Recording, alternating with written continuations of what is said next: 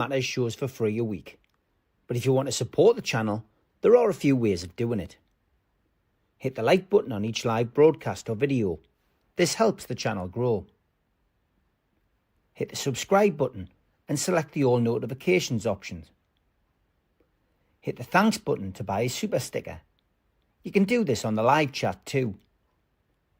You can also join our Patreon page or buy us a coffee at the link in all of our video descriptions below.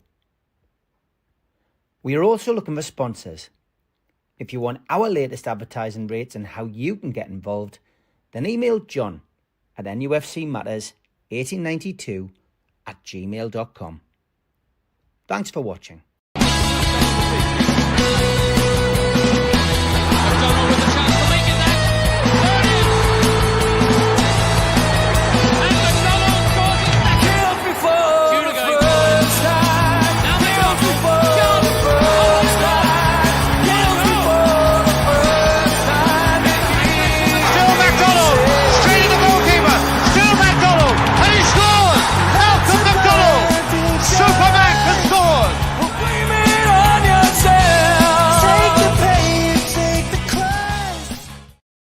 Good evening, welcome to NUFC Matters. Just the one legend tonight, and it's not me. It's welcome to Malcolm MacDonald. How are you, mate? All right, Steve, yeah. And you just back from Germany, eh?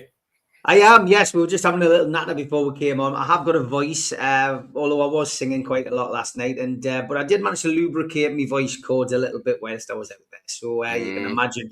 I just want to say thank you, really, to the football club, Leverkusen, of course, the wonderful people of Cologne and Dusseldorf who looked after us well, and the many Newcastle fans who came up and had a chat with me and the lads over the course of the last couple of days. Too many people to name check, but a lot of people who watch the show, a lot of people who watch this show as well. But fantastic, really, to hear and see so many tales of what this show means to people. So a big shout out to everybody. You know who you are. Of course, Newcastle in Champions League action last night.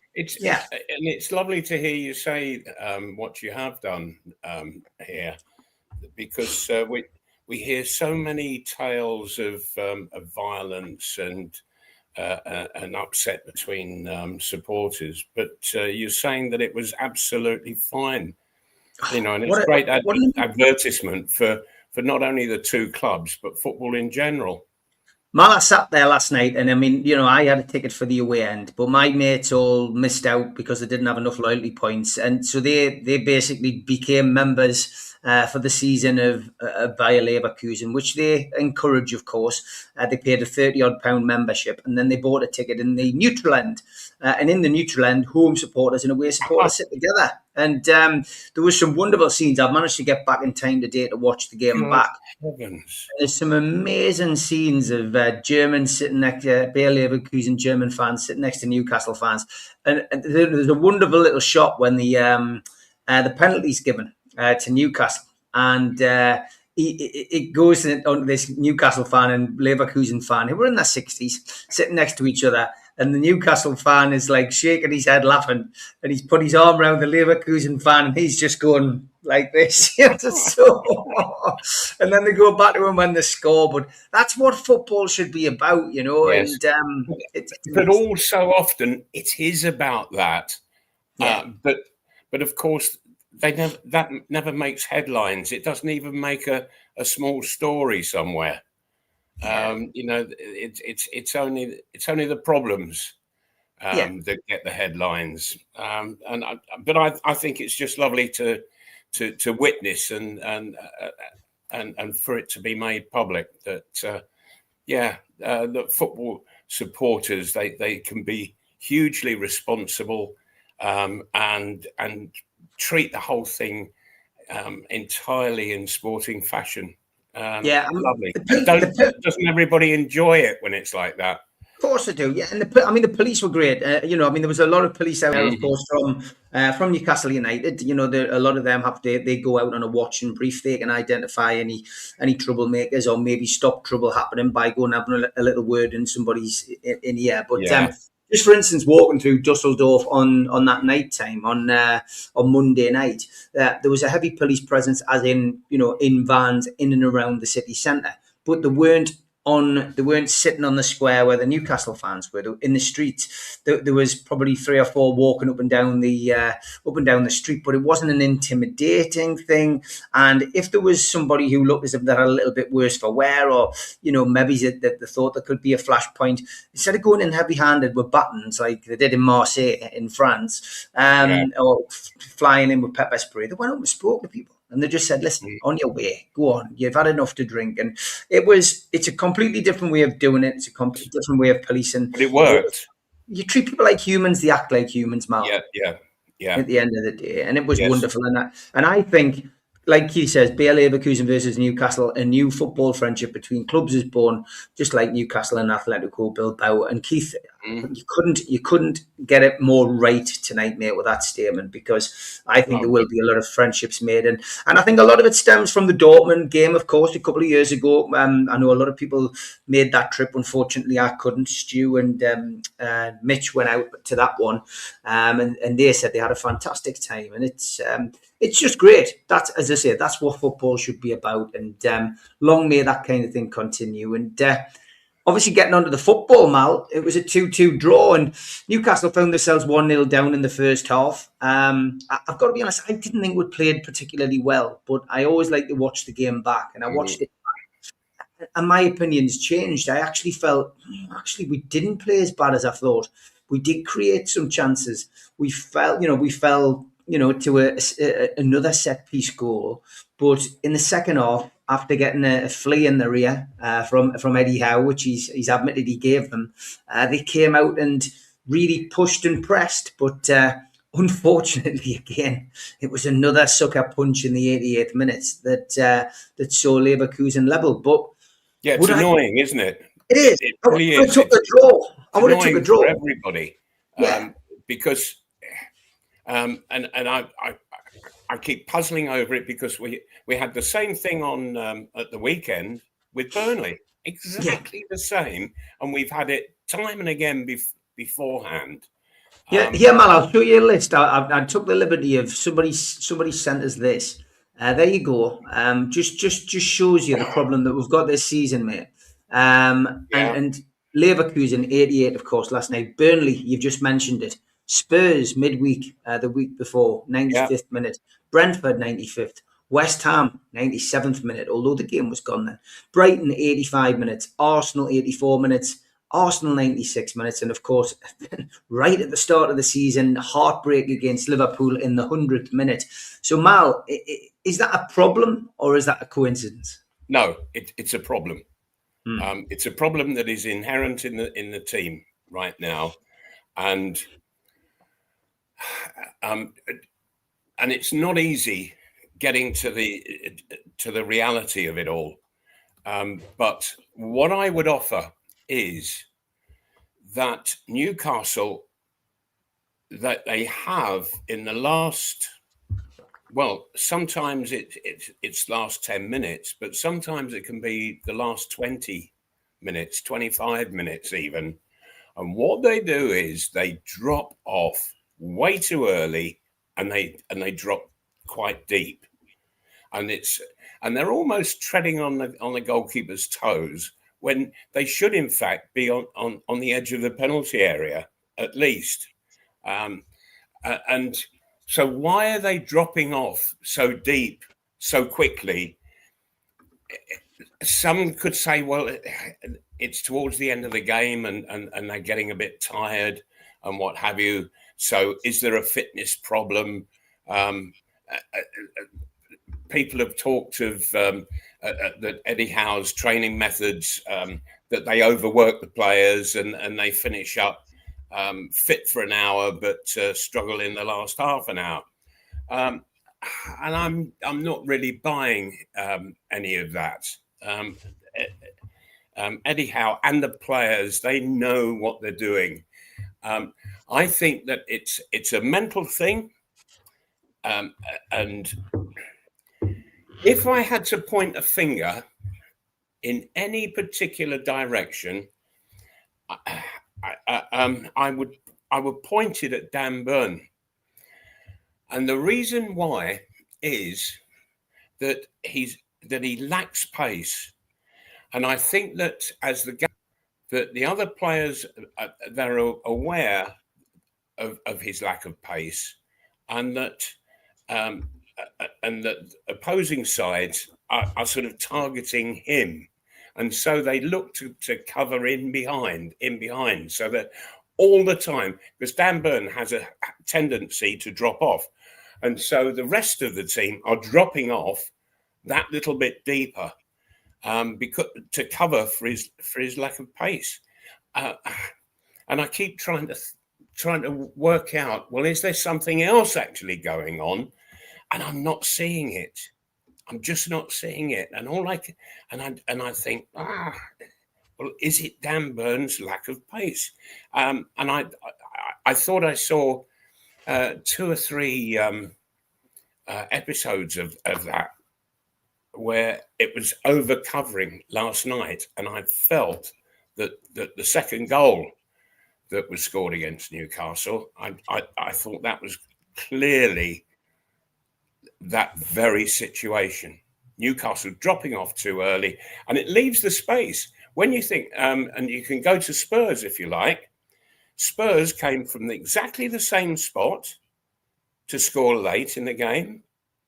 It's that sort of inside right position in the penalty area for the opposition, and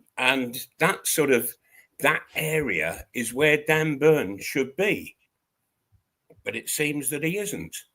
When he's playing sort of left side of a centre half, and so I just have the feeling that personally I would be much more comfortable with Shah alongside Chow.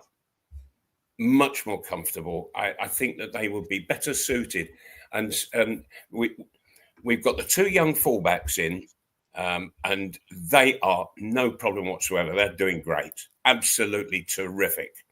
The problem is with the pairing of the centre halves, and personally, I think that the better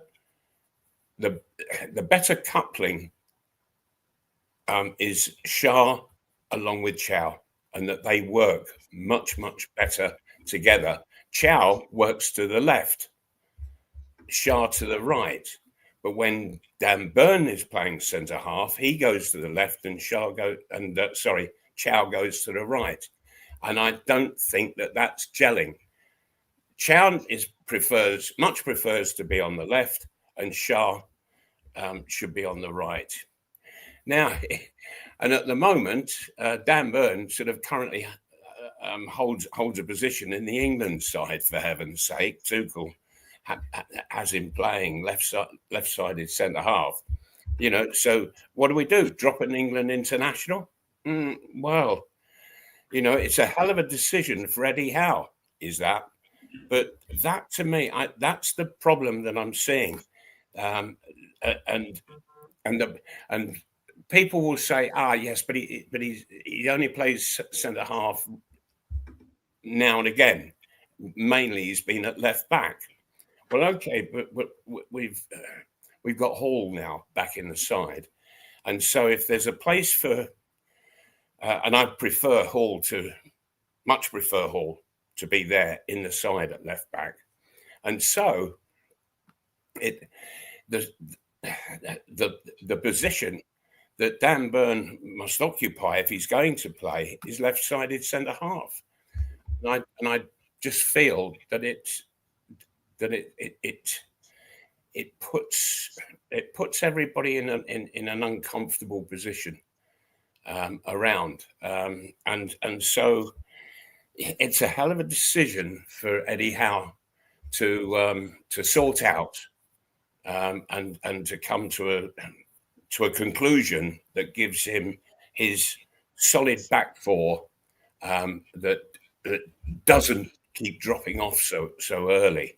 and it keeps happening in that last 20, 25 minutes of the game.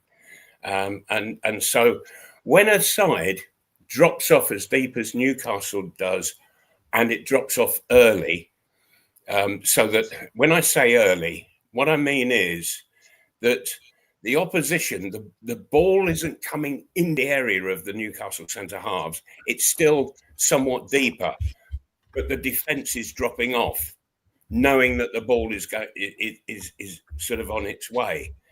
And by dropping off, it leaves a lot of space for centre forwards just to drop off, get in there, turn, and what have you. And that's what we're seeing against Spurs. The ball was played into the box. Newcastle were almost standing on the goal line.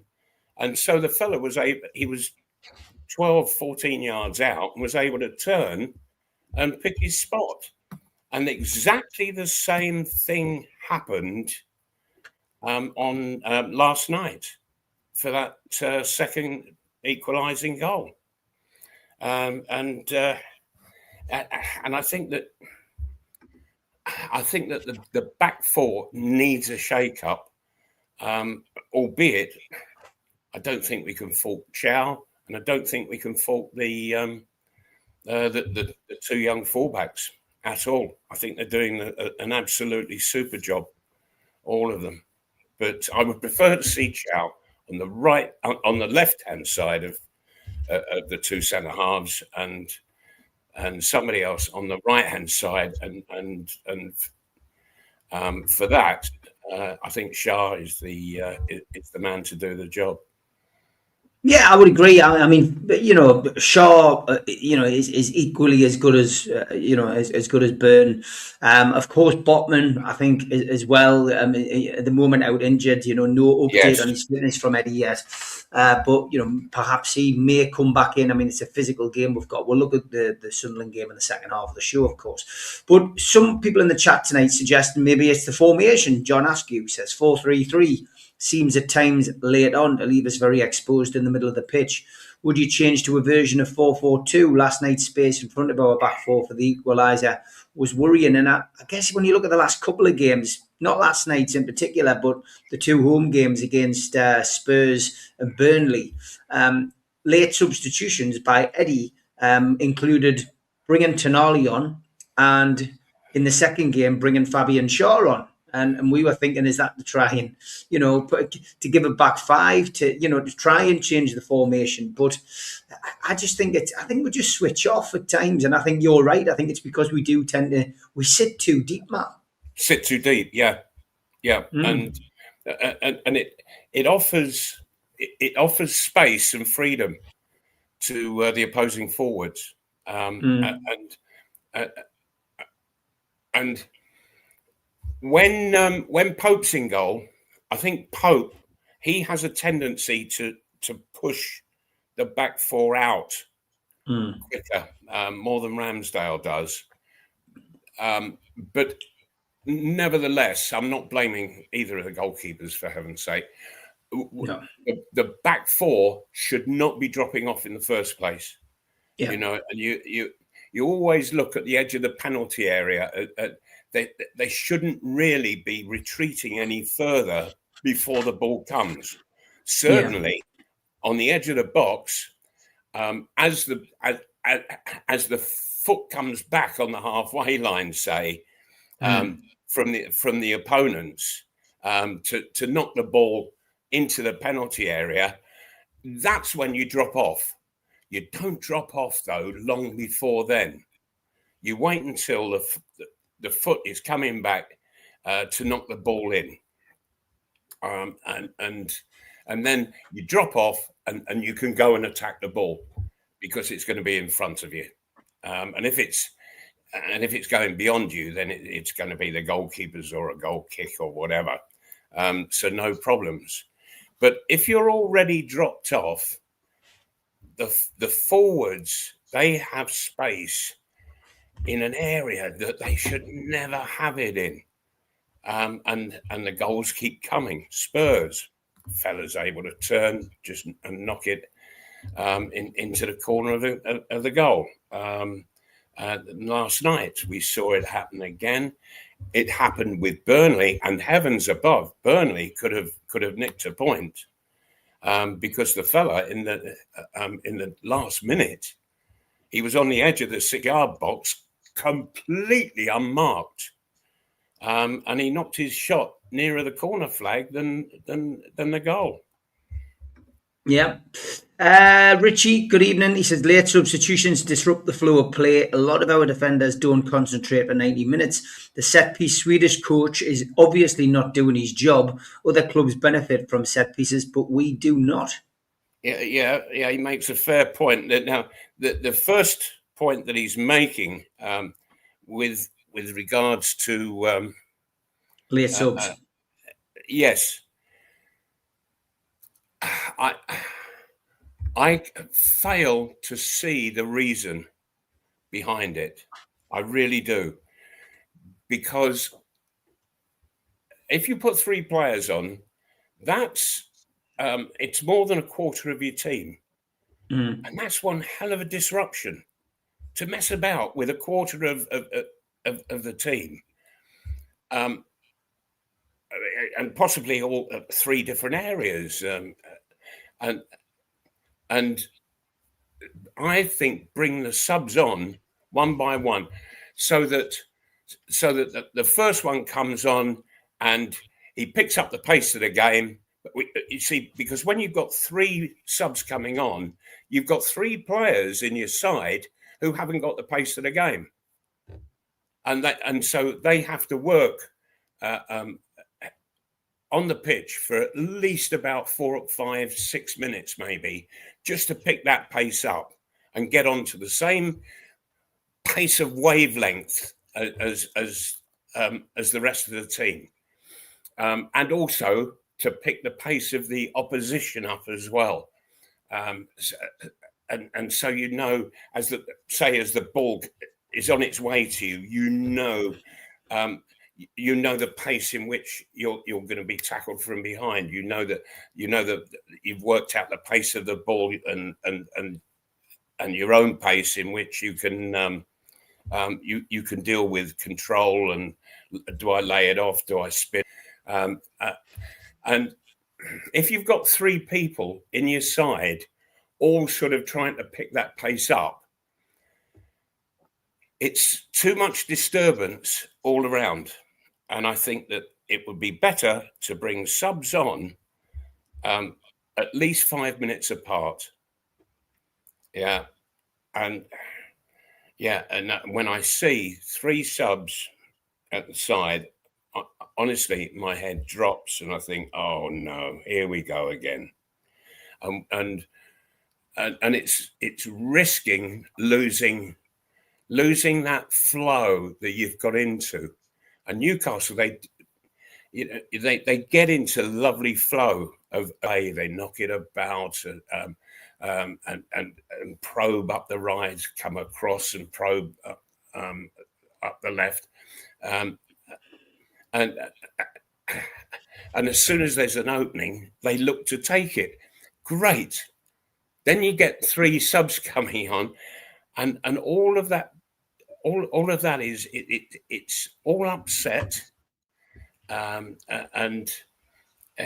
you've got guys who are trying to pick the pace of it up, and it sort of dismantles everything that you've had working for you up until then. And no, please space the substitutions out, and it doesn't.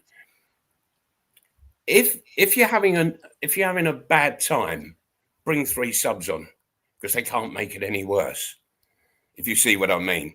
And you probably need help. The players out on the pitch need help to pick the pace up, to get the flow going. But Newcastle, they are bringing 3 subs on when the flow is already there, and so it doesn't need upsetting. It add to it a little, but make it a slow feed, not all at once. Okay, great question. This from Night Waves. He says, question for Supermac. Back in your day, I heard you played way more matches in a season than they do now. Did you still find time to train with the team? He says, the reason I'm asking you this question is that Howe says we can't due to being in Europe and playing 2 to 3 games a week. So how could you guys do it with less subs, but we can't? This isn't a dig, by the way. It's just a genuine question. No, So yeah. No, I understand. Eddie has said that they can't train on a regular, they can't do regular training sessions because of all the games. Back in my day, I would much rather play 2 games a week. I hated long layoffs where there were no midweek games, and so you're training. That because when you're playing your games, you get into that rhythm, and too long a layoff from games, you lose that rhythm, and so I would have happily have played 3 games a week, never mind 2, and you train accordingly to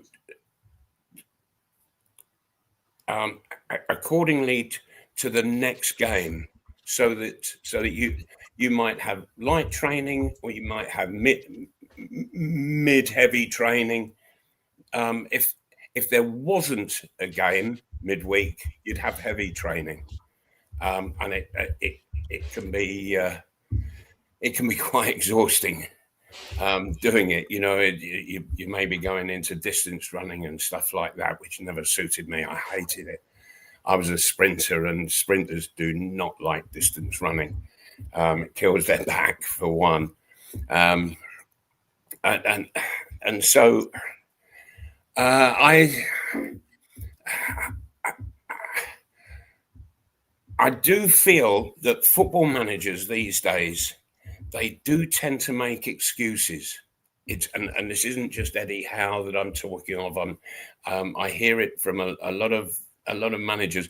That there's the Arsenal manager, and he's always rubbing his chin, and and this isn't quite right, and that doesn't go well for us, and there they are at the top of the table winning games, and he's moaning and groaning because we've got to play 2 games this week, as if it's a chore. As a player, I love 2 games a week, and I really, and even if there's traveling and what have you, I'd much rather it be a 2-game week than just playing on Saturdays and loads of training in between. Yeah, okay, good stuff. Thanks for your question. Malcolm, what's your thoughts on... oh, no, we've already had that. That's from Tom. What's your thoughts on Newcastle conceding 14 goals from 69 or 70 minutes? We've talked about that, yeah. Other questions that have come in. Let's see. Question by Mal. Is he worried about the news Craig Hope broke this evening about Tino? Yeah, there's a lot of rumours, a lot of stories suggesting that Tino won't sign a new contract at this moment in time. And Manchester City are obviously keen on taking Tino Livramento from us, buying him, of course. What's your feeling? I'm fully aware that Manchester City are in need of a good right back. Tino Livramento, I think, is the best in the Premiership right now, and he's not only the best defender at right back, but he also gets forward brilliantly, and is a real danger.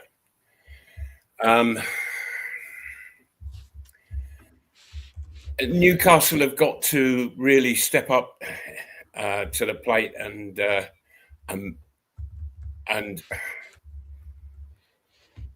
treat players in such a way that a situation like like this Manchester City Livramento situation is very difficult to be created.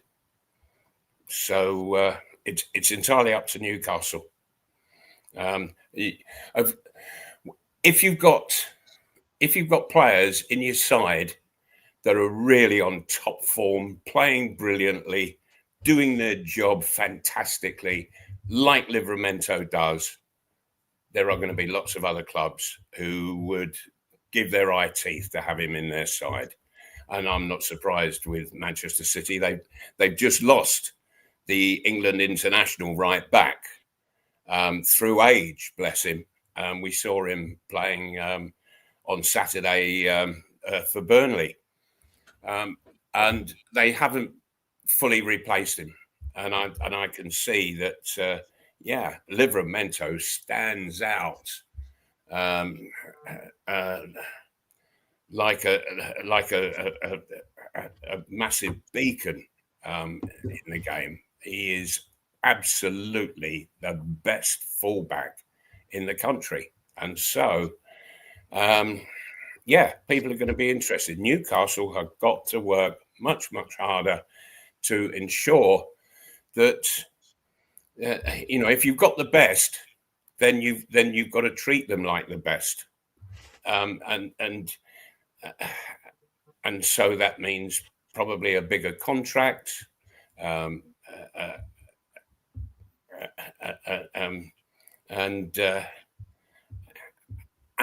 I think Livramento needs to see that Newcastle United are serious players in the game of football, in the game of Premiership football, European football, and that they are seriously wanting to compete at that very highest level. And that hasn't always been the case, as we've known over the past couple of decades. Certainly hasn't always been the case. But with under Eddie Howe, things have improved hugely, but there's still a long way to go, a very long way to go. And it's, as much as anything, it's an attitude of the club. And they might be saying, well, oh dear me, well, we'd have to break the financial structure of wages and what have you. Well, okay, if that's what you've got to do, if you want to be with the best, you've got to pay along with the best. Okay, halfway through the show, time for the ads. A big thanks to our sponsors, Skips and Bins. You can find them at their website, skipsandbins.com. Contact them, www.skipsandbins.com/contact. Say hello to low-cost waste disposal with pay-as-you-go and contract waste management. A big thanks to Mr. Vicky's Sauces, handmade in Cumbria. Their website, mrvickys.co.uk. Email info@mrvickys.co.uk. Telephone 01768 210 102. Thanks to our fanzine sponsor, United Group Travel. They've just announced their 2026 tours. 2 crew, driver and courier, local family company, 3-star plus quality hotels, no interchanges, hot, cold snacks and drinks available on the coach, all excursions included. Website is unitedgrouptravel.com. Email beverly.ugtl@gmail.com. Telephone 01670 632 460 or mobile 0791 666 4174. It's just £30 per person deposit. There are no strangers on our tours, just friends you haven't met yet. If you enjoy listening to the podcast, you can try us on Sports Social, and that is Sports Social Podcast Network. You can also catch us on iTunes or Spotify or wherever else you listen to your podcasts. Big thanks as well to Media Arts for all the technical side of things. If you want to become a member, you can join as a YouTube member by hitting the join button underneath the video. Don't forget as well, subscribe to the channel. It's free. We still do 7 shows a week. Hit the like button, which is the thumb up, and share to your other social media. If you'd like a badge, a pen, a key ring, and a coaster and a membership card, then you just need to go to our website, nufcmatters.co.uk, and you can become a member of NUFC Matters via the link on our website. Got a couple of events to tell you about. Beardsley, Waddle and Gascoigne are together at the Tyne Theatre and Opera House. That is the 13th of February 2026. Gibbo is comparing. You can get your tickets from the box office at the theatre on 0191 243 1171. In January, Supermac and Gibbo are teaming up together at the Tyneside Irish Centre to raise money for the North Tyneside Age UK Dementia sector. And your tickets are £19 from voucher, or you can buy them direct from the website, nufcmatters.co.uk. Peter Beardsley will be with Joe Allen on the 30th of January, again for Age UK North Tyneside Dementia. And tickets are available for £29 on voucher or from nufcmatters.co.uk. We're also raising money for Age UK North Tyneside Dementia with another Blake 7 convention, Saturday the 1st of August, 10 till 4. Tickets are £20 for standard, £75 for VIP, and you can get them again from our website. And a couple of stocking fillers for Christmas. The Entertainers by Will Scott. We've got 10 copies signed by Warren Barton, again from the website. My book, The Promoter and the Photographer, written by myself and Andy Thompson. All proceeds going to the dementia sector of Age UK North Tyneside. You can get them again from www.nufcmatters.co.uk. Okay, welcome back. Neil, thanks for the question. He says, Malcolm, did you play against Sunderland when they beat us in the Texaco Cup? Did you play a derby match? I don't recall that. No, I don't recall that at all. I'm trying to think. We've talked about this in the talking before, and I can't remember whether you played Sunderland or maybe you played them. I never played against Sunderland. Yeah, I don't think you did. We'll have to ask John to double check. Yeah. Yeah. I did in testimonials. Yeah. But beyond that, no. I played against them when I was at Luton. That was in the second division, and I played against them when I was playing with Arsenal. Sunderland had then got promoted. So it was fun beating them twice. Yeah. What advice, says Paul Patterson, would you give to Voltamada? He gets fouled a lot, Mal, with him being tall. And the refs don't seem to care. What's your feeling on that? What kind of advice would you give to him? Well, he's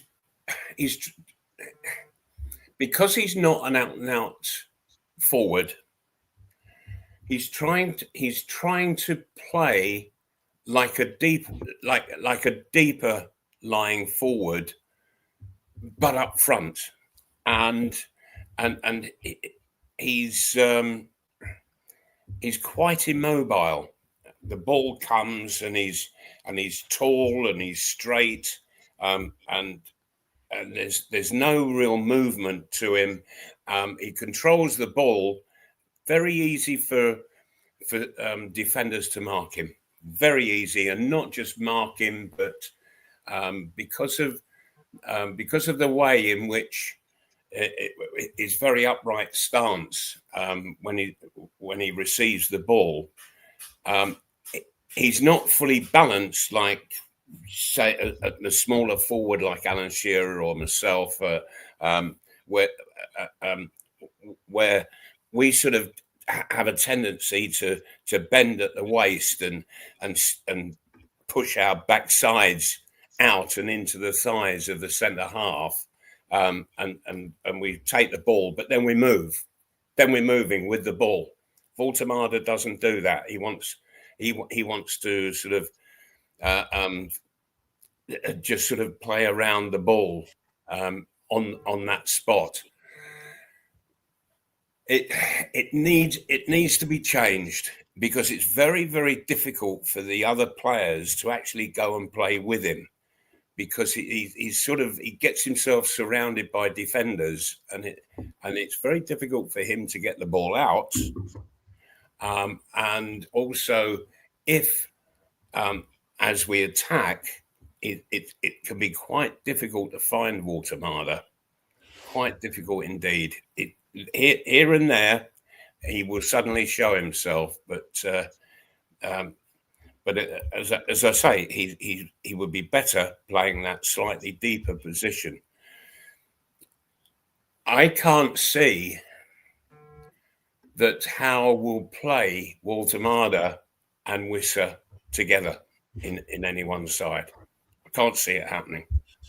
Got asked about it last night at the press conference after the game. No, it was in the interview before the match that I've just watched, actually. And he did say, it may happen, it may not, but he said, I can't say whether, sometimes I may start them together. It might just happen during a game. And he says, I can't say, but he's certainly not looking, you're right, he's not looking to start them every week, he's not. like you and John Tudor. Sure. Also,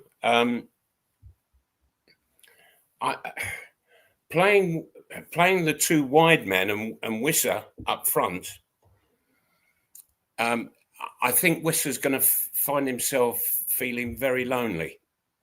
I have the feeling that he needs somebody close at hand to play off of, in the way that John Tudor and I used to play together.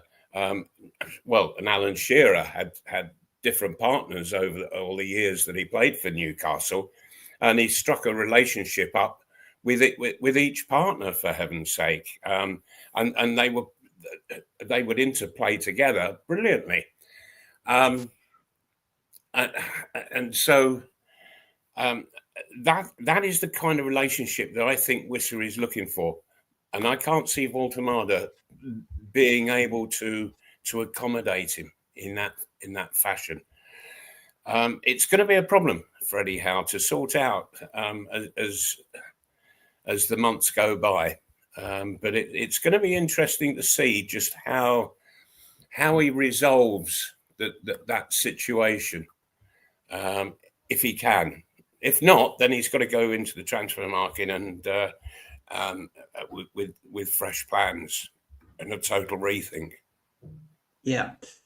Do you think we lack leadership in defence, says Chippers?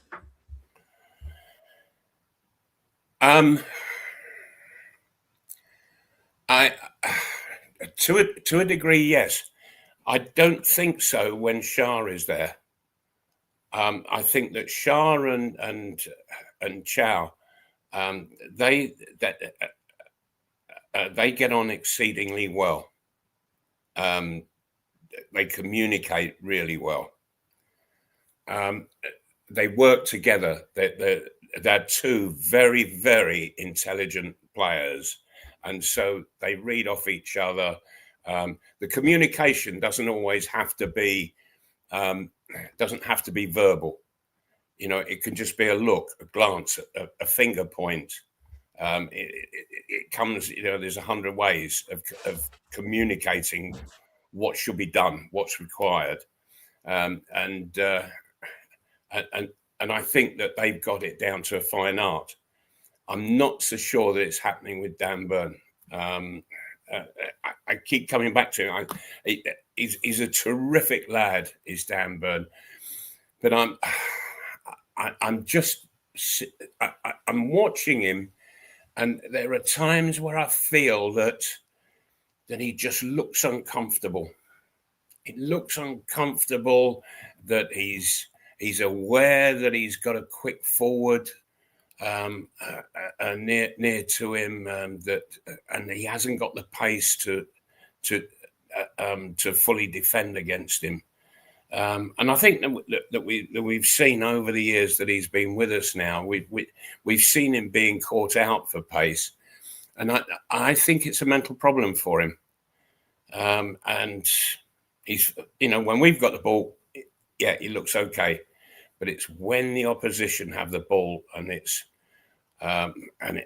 just being in the right place at the right time, and he has a tendency to drop off because he lacks pace. He doesn't want to get tight, and when he drops off, others drop off, and if he drops a bit more, then they have to drop a bit more, and it becomes a bit of an epidemic in the side. What we need is to push, and we shouldn't be dropping any further than the edge of the penalty area when the play is coming up the pitch, and it's when as I said earlier, it's when the foot goes back to knock the ball into the area. That's when defenders should drop off, and then they reverse it and they can go forward and attack the ball, or cover round, depending on where the ball's actually gone. And I'm not so sure that Dan Burn is comfortable with that. Just another thing on him, and it's become quite a mystery to me. Dan Burn goes up for every single corner that we have. Have you ever seen him head the ball? It's a good point. I'd have to go back through the games, Mal. But yeah, you've mentioned this before, haven't you? Yeah. I'm gonna have to watch him more regularly. Right. But are you saying that he's not a good header of the ball in the box in defensive situations? What I'm saying is that he isn't a header. He doesn't know how to attack the ball when in the opposing penalty area.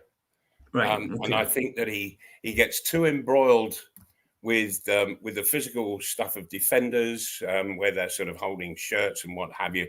Yeah, everybody had to put up with it, and you deal with it, but then you ensure that you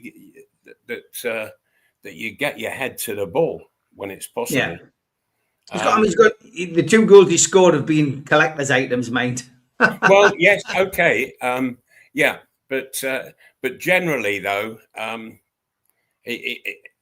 corner kicks and free kicks, he doesn't get his head to the ball. Yeah, okay, fair point. I do want to address this because I think it's good before we look ahead to the game on Sunday. Michael says, why do you think there's all this negativity at the moment? We're currently unbeaten in the last few games. We're still challenging on 4 fronts, and we've just got all of our players back. Surely it's time to be positive. I do think there's a tendency at the minute to have criticism for criticism's sake. I mean, I get where Michael's coming from. Is it because the expectancy level's risen, Mal? Because we've won the Carabao Cup final? Possibly, but in the main, the problems that are creating the question, what they are is late goals in the game. And seeing opposing forwards in added time being able to turn in the box and get a shot at goal, and you think, oh, come on, you just don't allow that to happen. A defender's got to get tired, but we've dropped off, and there is the problem that when we're letting in late goals, you can never relax through until you hear the final whistle of the game. And hopefully you've got the right result, because when you think back, we were 2-0 up against Burnley, and we should have been coasting it. We should have been getting forward, getting stuff into the box, and we should have gone and scored another couple of goals. But we took our foot off the gas.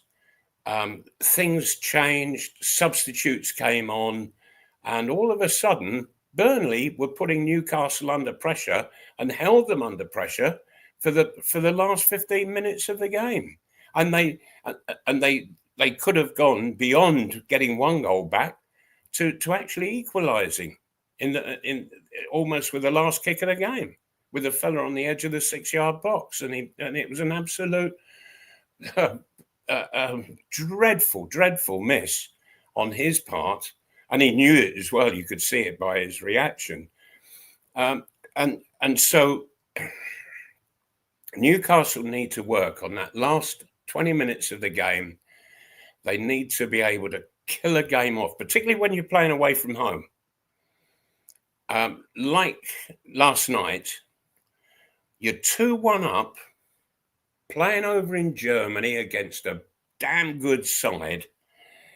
And as you say, they've gone to the Etihad and beaten Manchester City, for heaven's sake. So you are playing a really, really tasty side, and you're 2-1 up, and in that situation, kill the game. With about 10 minutes to go, kill it. And we're not. We're dropping off. But you kill it by pushing up and not look to get an intricate passing going. That's the wrong time. What you should be doing is playing it into the corners and keep their back line turning to face their own goal, and play it into the corners. We've got really speedy wingers, and they just want to sprint down to the corner flag, and they'll hold the ball up, and it's very frustrating, and it starts to play on the minds of the opposition when they keep getting turned like that. And we're not doing it. What we're doing is we're playing across the back line, bum bum bum bum bum bum bum bum bum bum bum, and the opposition gets that feeling that they've got a chance. Come on, if we can just go and nick it, and we are not doing what is called just killing the game off. Last 15 minutes, 10 minutes, 5 minutes, just kill it. We're in the lead. We've got a 2-1 lead. Don't risk it. Protect it in every conceivable way. But the best way to protect it is when the ball is 100 yards away from your goal. Okay, good stuff. Lots of questions coming in about the derby. Rob Maltman, our designer, says, lads, are you concerned for the derby? Neil says, skips and bins, your sponsor can collect Sunderland's optimism after the match. Newcastle and Sunderland face each other in the first Tyne derby for many a year in the Premier League. 156th time the clubs have met. 2 p.m. kickoff live on Sky Sports. Newcastle fans, well, I'll be there, and 2,528 of us will be roaring the lads onto a victory, I am sure. The Mackems have also got the same amount of tickets for their return fixture on Tyneside next year. There's no news on injuries, etc. at the moment, other than William Masula, Kieran Trippier, Sven Botman remain unavailable, but Nick Pope could be in contention for a return to the side. Joe Linton's a doubt following his substitution against Leverkusen with a groin problem. So from our perspective, we've got almost a full squad to pick from. Wissa has been suffering with a dose of flu. There seems to have been a little bug going through the team and through the dressing room, but Wissa should be fine after his little appearance last night. As for Sunderland, Luke O'Nien will be suspended after his sending off last week. We need a strong referee in these games. We've got Peter Banks. It's his fourth Premier League game involving Newcastle this season. He was in charge of the 0-0 draw at Leeds, the 2-0 win over Forest, and the 2-1 win over Fulham. VAR is in operation, of course, and that is Stuart Atwell. If you have got a ticket for the game, obviously you can make your own way there. But I'm sure you will be aware as well, the buses were put on by the club for a minimal charge, and they will be leaving if you've got a bus ticket between 11 and 11:30 from St James's Park, and wristbands will be issued to you on the day, which you must keep on your wrist so you can get back on the bus after the game. Mal, the derby, it's back. We had a little case of the derby, of course, when Sunderland weren't in the Premier League with the FA Cup. They rolled the red carpet out, they painted a bar black and white for us, and we walked away comfortably with a big win. Looking at Sunderland's form at the minute, it's going to be a tougher game for Newcastle. But I've got to say, Mal, this isn't Real Madrid. This isn't Barcelona. This isn't PSG. This is our neighbours down the road. Yes, it's a big game. But for me, Newcastle's used to playing big games. And I thought somebody captured it beautifully on social media the other day. They went, this is Sunderland's biggest game in 7 years. This is Newcastle's third biggest game in a week. So, that's the levels that we're at the moment. Newcastle are competing for a place in the later stages of the Champions League. They're in the quarter-final of the Carabao Cup, and they're still within a whisker of European qualification in December. And we've got the FA Cup to come. So for me, yes, I get it why people are nervous, but I'm always quietly confident when we play our neighbours down the road. Yeah. Yes, it's a really interesting one. Is this? I have to be very honest and say that Sunderland have really surprised me. They have seriously surprised me that they've had to the table, but things have sort of eased off on their part, and where they were a number of points ahead of Newcastle. I think there's just 1 point in it now, isn't there? Yeah. Yeah. So I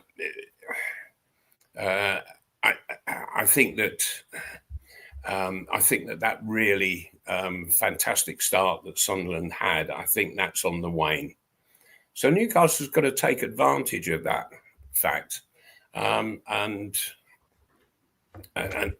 they've got to get at Sunderland in the way that they've been getting at sides in sort of earlier on in the game, and they've just got to tighten up in the latter stages, particularly when you're away from home.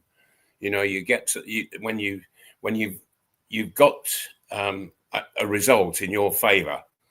The last 10 or 15 minutes, you must look to kill the game and ensure that you keep what you've got, and you don't risk it, as they have been doing so many times. You showed the list of all those late goals this season, and that's quite horrifying. It's horrifying to see, and if I were Eddie Howe, I'd take that list and walk in and say, right, you lot, read that and be ashamed. Now let's make sure that we don't add to that list from here until the end of the season, and make sure that when we've got something, keep hold of it, don't lose it, and keep it absolutely tight. But when I say tight, it means pushing up. It means getting the ball to the opponent's defensive areas, and keep them there, a long way from goal. So, yeah, I think that Newcastle they've got an awful lot of experience. I thought that, in all honesty, I thought they showed a lot of experience last night. There was a lot of really good stuff that Newcastle did against a damn good side, and so if Newcastle can take that good stuff with them to the Stadium of Light, then I shall be quite happy, more than happy, and I think that Newcastle will win the game, to be honest. And it's been a long time coming as this derby match, and so and I think that obviously it will affect both sets of players, but I think that it's something that Newcastle have waited on for years, and so yeah, I just have the feeling that there's going to be a great reaction from all of the players. I'm going to tell you what my team is. I think Nick Pope will come in. I think Nick Pope will be back in goal. Surprised, yeah. I think left back and right back pick themselves. So that's Tino and Lewis Hall will both start. I think the centre half situation will be Malik Chow, and I think he'll go with Dan Burn because it's a derby, because Dan Burn is, he is a leader. I think that'll be. I don't think he'll go for any other changes in the back four. So I think it'll be the same back four for the second game. I think his tough decisions come left and right, but I think he starts Jacob Murphy ahead of Alanga. I think he's going to go with Gordon on the left And I think that could be a dangerous move because of his temperament. But Gordon is finding a bit of form. I think he goes with Gordon on the left. I think he goes with Murphy on the right. I think it's midfield is where you'll see the change. I think Miley will start. I think Miley will start alongside Bruno and Tonali. I think Joe Linton will drop because of that, the rumour of the groin injury. And I think he'll start Walter Marta up front on his own. I think that'll be the start. Mm-hmm. Yeah. I don't think we'll go far from that anyway. Yeah, I wouldn't argue with you on that score. But you never know with Eddie. He is certainly his own man, and he will make changes if he feels that it is necessary to make tactical changes. Then so be it. He will make them. The side that you've mentioned, I think, will be fairly close to what starts. Okay, I'm going to go for a win, Mal. I am confident. It's not misplaced. Newcastle are doing well, despite what the negativity doommongers are saying. But I'm going to go for a narrow win. I'm going to go for a 2-1 win. Somebody's just mentioned it in the chat as well. I'm going to go for Newcastle to score in the 95th minute, Mal. Steve, that's exactly how I was viewing it. But, it will be tight. It will be. Derbies usually are. It will be tight, but Newcastle, they do have greater experience, and I think that they are much the better footballing side. But I wait to be proved wrong on that come Sunday. And for those of you concerned about Gibbo, he's out working. He's doing a talk in somewhere. He's putting some money in the Christmas pot. So he's out working tonight, but he will be back next week. We will be doing a show next week, so look forward to chatting with Mal then. Take care, Mal. See you soon. All right, and you indeed, and do enjoy your trip over there. I will do. I'll have a good wash when I get back, Mal. A long time since you last went. Yeah, well, I was there for the FA Cup game, but looking forward to it. It's a long time since we're there in the Premier League, so roll on the derby. Enjoy the weekend, everyone.